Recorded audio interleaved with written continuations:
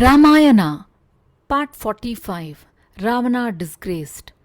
Ravana was filled with amazement when he learned that Sri Rama and Lakshmana had survived the attack of the serpent arrow. He called Dhumraksha a general and said, Dhumraksha, take a very powerful army and destroy utterly the Vanara army as also Rama and Lakshmana.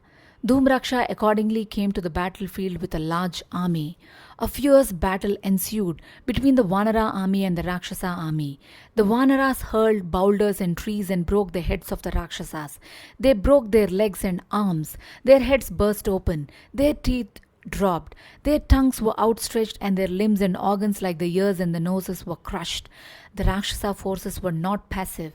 They began to slaughter the Vanara army with a variety of weapons. They slaughtered a number of monkeys. They broke the heads of monkeys and made blood flow like a rivulet.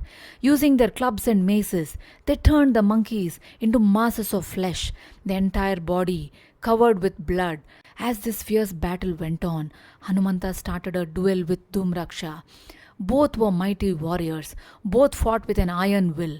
Both were belligerent. It was impossible to foretell who would win and who would lose. Finally, Hanumanta averted a blow from Dhumraksha's mace and seizing a hill nearby, hurled it at him.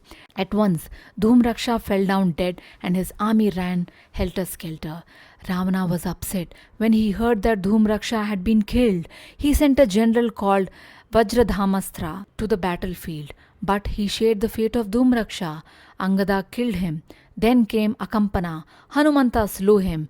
Prahasta led the onslaught next and fought fiercely, but Nila killed him. Ravana was indignant when he saw how the Vanara army slew every one of his generals. He himself entered the battlefield with a huge army.